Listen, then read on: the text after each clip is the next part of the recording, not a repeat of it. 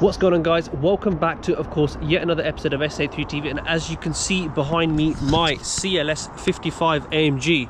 So as promised, guys, I am going to do a full review, including obviously the exterior, the interior, all the technology that's in the car, and some of the stuff that I only just found out today. A little bit of revving, of course. We got to hear what the AMG sounds like, and we're going to go from there. So stay tuned. Right, so of course we're going to start off with the main thing, the engine, the monster that lives in there. So the M113K engine, which is extremely famous for its reliability, number one, number two, its noise, number three, its absolute monstrous supercharger, and number four, its power.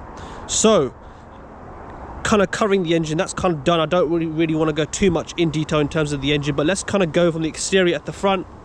Obviously we've got the nice kind of black going on here, which is quite nice actually. I don't think these come from factory black. I'm not 100% sure, don't put my word on it.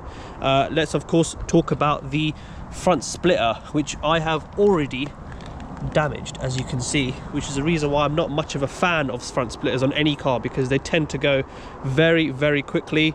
I think the front splitter itself really gives the car a nice aggressive look, kind of a nice finish off. I think these cars should have come with a front splitter from factory, just ones that don't break. Right, so I know I mentioned I wouldn't talk much about the engine, but the famous M113K engine is here, also made by Mr. Pascal Petrol. I'm not really sure how you say that, but I definitely do have some plans in terms of the engine bay, kind of get induction kit, obviously of course an intercooler. We're going to get all that stuff in. We're going to up the power once obviously the health of the engine is 100%, and I'm happy with it. So this should be interesting actually.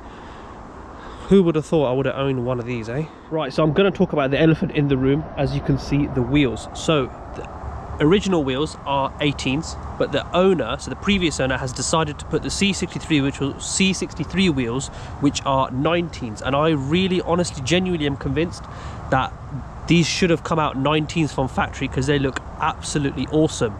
And of course, if you look at the brakes, look at the size of those things. Jesus, those are big. Right, so in terms of the exterior wise, there's not much going on except the wheels, the front splitter, and of course the tints. I do want to talk about tints. I'm not really much of a fan of tints, even on my S3, because I did get a lot of people saying you should get tints on the S3, but it was just another magnet for the police to pull you over. But I think these are perfect. I think these obviously are, I think these are factory tints, you know, but they do look really nice. It does give a nice look to the car, and of course these cars are commonly known to be a wolf in sheep's fur, which I absolutely think is probably one of the most underrated names for these cars. I absolutely love this car. I think it's definitely going to change the channel completely, so it should be interesting. But now of course we're going to get to the exterior and go there. Right, so before we obviously do what's kind of going on inside, we are going to do a little bit of exhaust revs, kind of see what it's currently sounding like, and then hopefully get your opinion on what it sounds like, if you guys like it or not. So it should be interesting. So if we start the car, I do like that small whiny noise from the supercharger, which is quite nice actually. So let's listen to that V8 rumble. Just idle, see what it sounds like.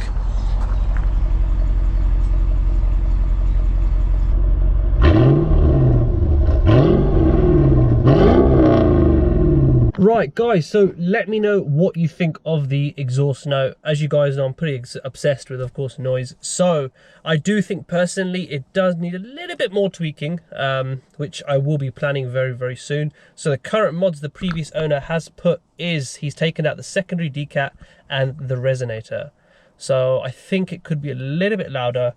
So hopefully we should see what I've got planned. Right, so let's do the exterior, which is something I do really want to talk about, but I'm going to push my seat back. So start with the door card, of course. So you do have electric seats. Basically everything's pretty much electric in this car, as it is a luxury vehicle. So let's start with the first one, of course, which the S3 didn't have, was bloody folding mirrors, which is something that I've always wanted in a car. I had it in my BMW, but other than that, that was the only car that actually had it. Other than that, obviously I've got the electric seats, which is quite nice. You've got all the settings for the different people that obviously you set your seat adjustments on there, which is quite nice. Obviously this car was made back in 2005, 2006, so it is going to be a pure quality car. So let's talk about let's just talk about the quality in general first, because for me, quality is of course the main thing. There's not much plastic going on. There's basically no plastic going on except basically these and these. Other than that, there's nothing else. It's pure quality. It's just pure quality. There's nothing else to it. You can tell that it's been made proper, and this is how cars should be made. Now, unfortunately, there's a lot of plastic going on, aka saving money, cost cutting, which isn't great for performance cars like these, but that's just the future, and that's how cars are going to be even in the future as well. So in terms of quality wise, I absolutely love it. So obviously you've got enough space. Obviously, please ignore all the rubbish here. But yeah, so now obviously we're going to go on to the steering wheel, which of course is probably one of my favorite things obviously when I get in the car. So the old style steering wheel, which I have fancied since day one. The day I fell in love with this car, it was the steering wheel which kind of had me. I really like this steering wheel. Okay, it's a 5.4 litre V8 supercharged monster, but you still have that luxury look, you know? You still have, obviously you've got the obviously you can connect your phone and all that stuff. So the phone, I'm a little bit, because obviously this car is quite outdated. You do have a phone here actually, which I don't think I'll ever be using, because that's probably back from 2005. It is back from 2005. Other than that, I think the only thing I don't like about the interior is a little bit outdated. Not too much, but it's only a little bit outdated. As soon as you see this, you know you're sitting in an old Mercedes. But it still feels like a Mercedes should feel, which is of course comfortable and pure quality, which is something Mercedes have always done since day one. But unfortunately in the newer cars, they haven't been keeping up to that, which isn't great. So obviously we'll start with, of course, typical AMG. You've got a clock there, which is quite funny actually. So you have a clock there, tells you the time. You've got the fuel gauge, you've got obviously the main speedometer, and you've got the rev limit, obviously the rev limiter and all that good stuff there. You've got the temperature gauge, which is something you don't see very often in these newer cars, which I absolutely love, and I think that's what makes this car so unique. I think with the settings, I did have to play around with the settings quite a bit to kind of understand, because this is such an old car. This is back into that. This is an 05 car, so it's quite old. The settings are a bit outdated. I will not lie to you guys, it is a little bit outdated. It's quite cool though, because for an 05 car, technology then was quite big actually. Especially this car was quite up in its league in terms of technology. You can tell the tire pressure, obviously you've got the speedometer, you've got when it's serviced. This stuff was really big back then, you know, all this technology. You've got the different set insert phone. This will tell you obviously the miles per gallon, the range after reset, obviously how many miles per gallon you're doing and how long you've been driving for and all that good stuff. So it's quite a advanced car for what it is back in 2005, which I think even now is still quite cool in my eyes, I think personally, because I do like stuff like this. I mean, it's got some pointless settings which I don't really understand, but that's Mercedes for you, isn't it? So kind of let's go through this side of the car. All right, let's just kind of like the obvious, right? Come on, look. This isn't cheap, and you know this isn't cheap. It's still got that nice feeling. To be honest with you guys, I am, of course, might be getting rid of this. I might be getting maybe some carbon for it. I think it'll be quite nice to kind of get some carbon, make it look a little bit more sportier. But I'm starting to fall in love with the interior, because like I said, guys, I love old Mercedes. Any old cars during, to say, about 2005 up to about 2007 were probably the best generations for all German high performance cars in my eyes. Personally, I think the quality then was just absolutely unreal. The layout of this, I'm not really much of a fan of. The one thing I don't like the most is the parking sensor. So this came with basically every option there was, and it's got a horrible noise. So you've got the parking sensors there, and of course one in the back, and it's got a horrible noise, which I don't like. But let's talk about, of course, the layout. Obviously you've got the neat so all the heating and all that good stuff, which I think actually is very neat. Even for something from 2005 up to now, I still think Audi, too easy talking about Audi, Mercedes still should have kept this layout. I think they have actually. I'm not entirely sure. I'm still kind of new to the whole Mercedes world, which I'm still learning about. So don't get me wrong on this. I'm still learning. Absolutely love it. Obviously you've got basically a lot of the stuff in this car for an 05 was very advanced when it was first released. That I will know, because I've grown up with these cars. A lot of stuff is automatic. For example, the lights, I think this was an optional extra. There's quite a lot of optional extras on this stuff, because this car is pretty specced up, I'm not gonna lie to you. So obviously you've got audio, you've got radio, CD, CDC, I ain't got a clue what that is. And obviously you've got the auxiliary port, which is in here, which I think, to be honest with you, is absolutely pointless. They could have had it in here or in here, but obviously, you know. The optional extra of navigation. So navigation, I wouldn't bother. I would not bother at all. I've got my phone to do that. Obviously you got maps. It's basically taking me to the Atlantic Ocean, which I don't think I'll be planning on going there anytime soon. Obviously you've got telephone, you've got service, which I believe connects to your phone. Bluetooth is, I've tried connecting to my phone, but it's just not doing it for some weird reason, which I think is absolutely pointless. So obviously you've got answering phone, declining for the CD, so you can put a CD in, which I think is quite nice actually. Like I said, guys, this car's from 2005, so technology in this thing was way ahead of its time. That I do know. I did speak to quite a fair amount of people who owned these cars back in 2005, 2006, and I mentioned them, and they all mentioned the same thing. This car was way ahead of its time, and I can actually see why. And of course, back in its time, air conditioning was a big thing. I will say that even till now, for the older people that are watching this was, you guys can vouch for me, it was a big thing, air conditioning. And of course, heated seats. Heated seats back in 2005 was a massive thing, was an absolute massive thing. Traction, my favorite button of all time. And this button, I only found this one today actually. So this basically puts the headrest back in the back seats, which I'm going to show you in a second, which I think, I was clicking the buttons and I was like, what's that? So I clicked it and all I heard was a noise in the back, and I looked back and the headrest from the back basically fell down. I can see why. I'm not really sure why you would have that option, but we'll find out really. So kind of let's go on here. So you've got obviously the parking sensors, which was also an optional extra. Like I said, guys, this Mercedes is specced up to death. This thing has every spec there was for this car, including obviously air suspension, and of course you can raise the vehicle because obviously it has air suspension, which makes me feel a little bit uneasy because I have heard the air suspension on these cars do go.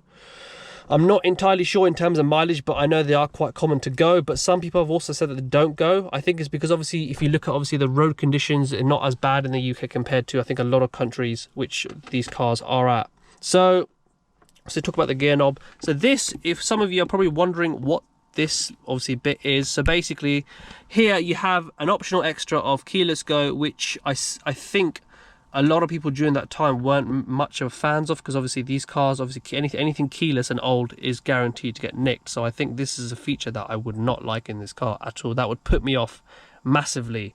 You've got this button here, so manual, sport and comfort. Of course, as you guys know, my favorite setting is sport, which really does transform the car.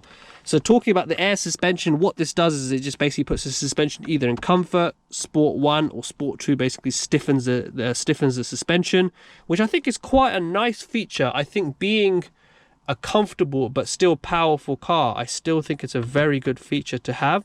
There's a lot of technology going on in here. For example, let's talk about, of course, the seat. So if I push the seat back, here we have, I'm not sure if you guys can see that. So we have this button which basically adjusts the seat in terms of comfort, which I think is quite nice if you have back problems. I mean, for older people, because this car was more for older people. So I think the exterior in itself, I think honestly, for during its generation, for when it came out, honestly, 10 out of 10. I can't fault it.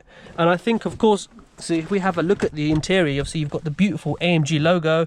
There's just quality. This is pure quality, which I think is absolutely amazing for sure. I think in terms of quality, comfort and performance, 100%, 100 million %. But the only problem is finding a 55 AMG is not the easiest thing to do, and finding it in this condition with this spec and this mileage. So I think I got pretty lucky actually.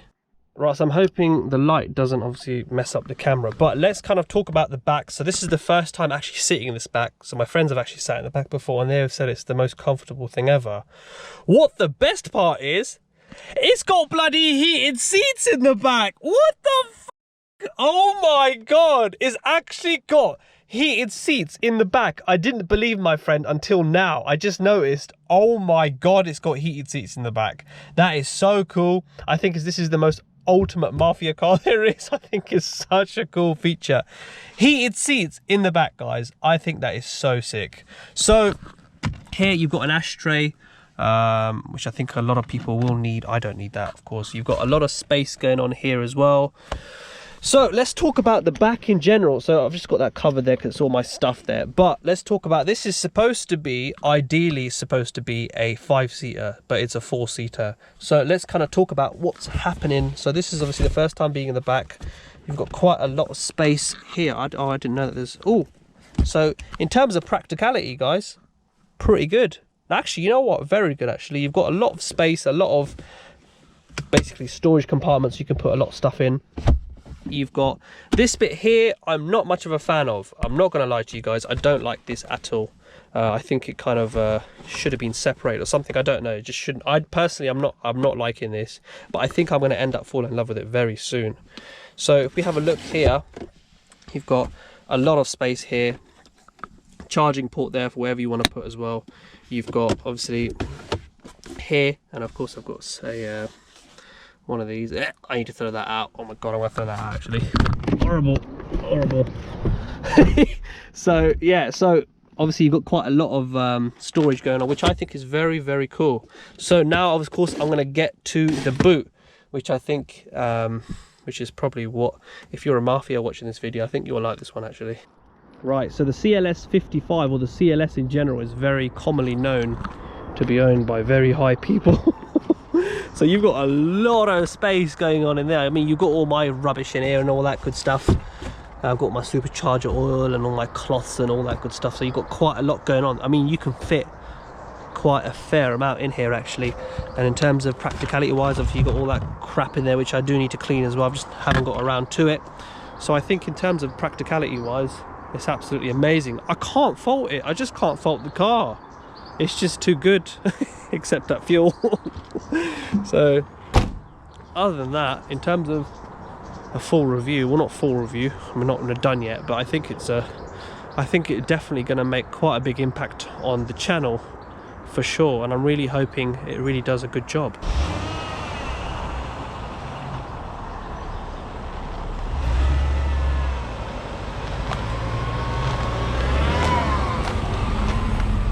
Right guys, so we are going to finish off with obviously of course the driving. Can I tell you guys what the experience is like with driving this thing and of course living with it. So the overall experience of driving this thing is absolutely amazing. It genuinely does keep up with the CLS name. I can't fault the comfort. It's just not going to happen because it's obviously of course on air suspension.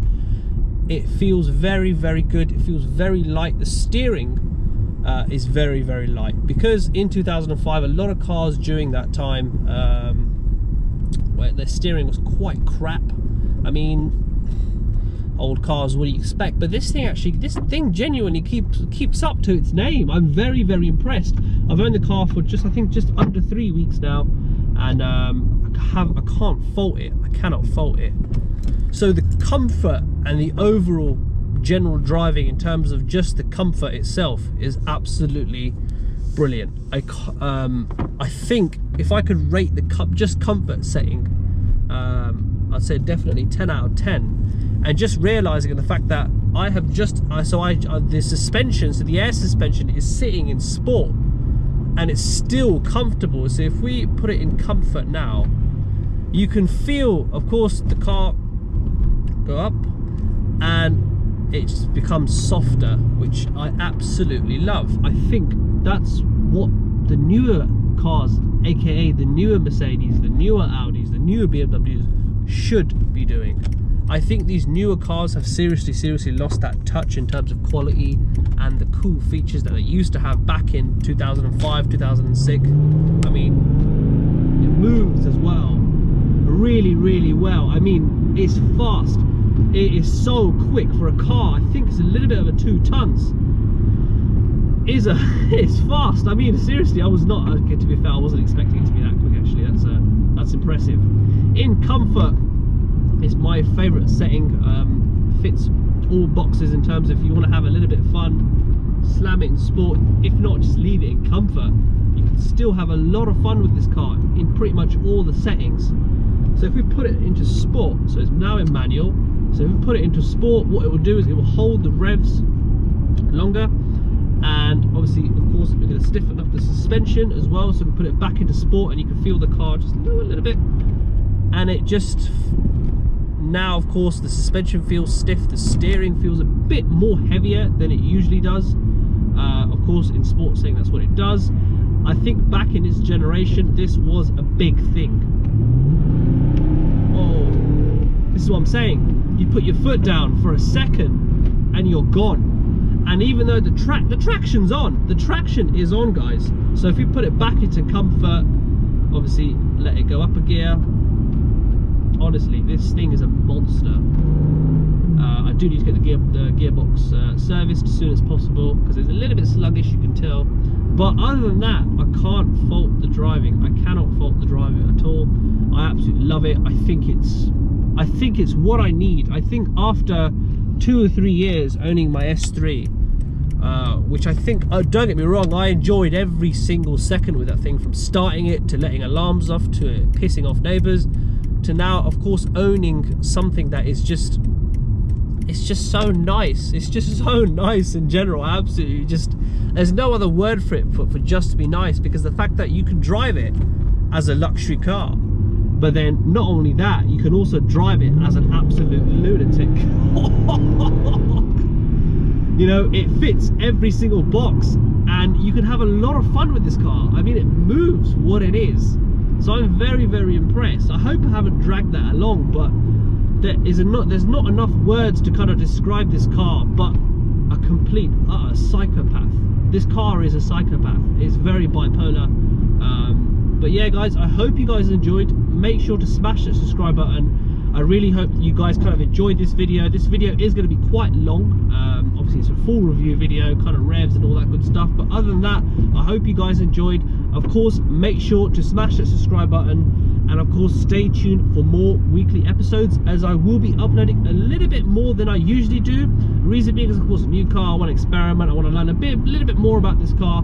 So it should be exciting for sure. So guys, stay safe, stay tuned for more episodes.